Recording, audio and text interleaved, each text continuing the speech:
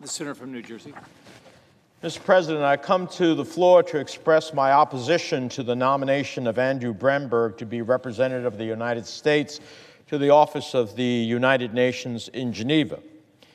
He is not qualified for this position, and his views on women's rights and access to reproductive health care conflict with long-standing positions of the U.S. government and more than three-quarters of the American public.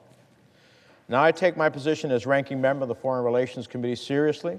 I have a duty to thoroughly vet all nominees that come before the committee, whether they be political nominees like Mr. Bremberg or career civil servants. The criteria I use to determine their fitness to represent our country abroad includes their foreign policy experience, their core values, and whether they will be responsive and honest with Congress as we conduct our oversight.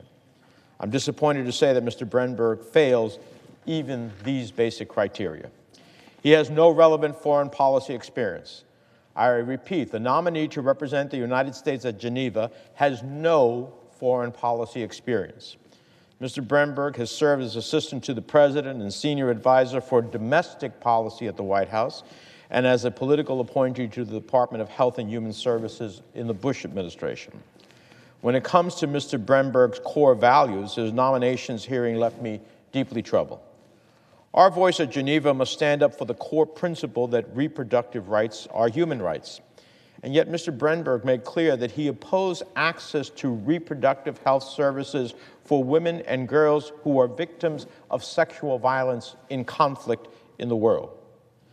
This radical view of women's rights and access to reproductive health care is totally outside the mainstream, not just of the Democratic Party, but the Republican Party and the American people at large.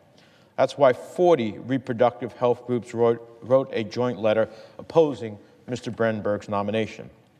Moreover, in his positions at the White House, Mr. Bremberg led and advanced divisive and incendiary policy proposals such as the infamous Muslim ban, executive order, and the addition of a citizenship question on the census.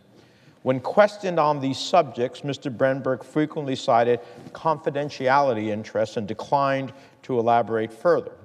When pressed by senators on whether he was exerting any form of privilege or executive privilege, he insisted he was not, and yet he continued to refuse to answer questions. Clearly, we cannot rely on this nominee to be honest and forthright with this body. Beyond Mr. Bremberg's lack of experience, his extreme far-right views, and his lack of respect for Congress, there is the issue of his erroneous declaration on government documents.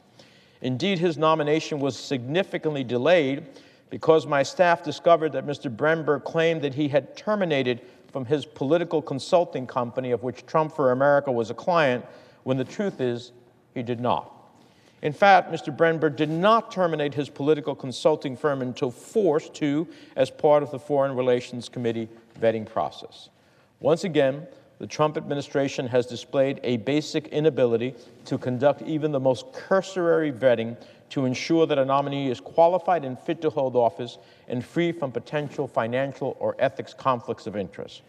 We have nominees with restraining orders, nominees who have failed to mention sexual harassment lawsuits, nominees whose virulent troll-like approach to social media should disqualify them from holding any office, much less a Senate-confirmed representative of the American people.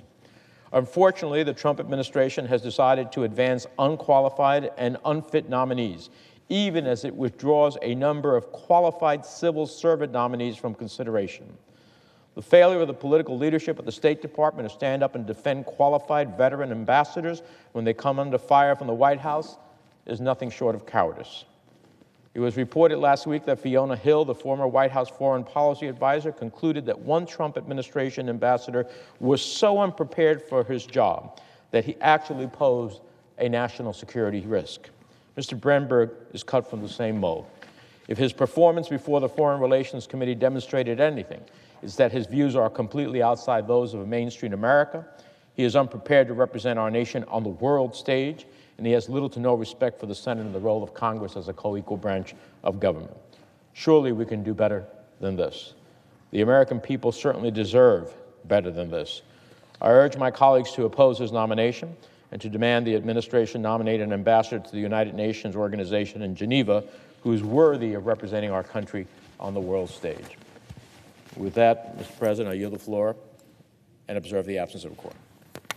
The clerk will call the roll. Mr. Alexander.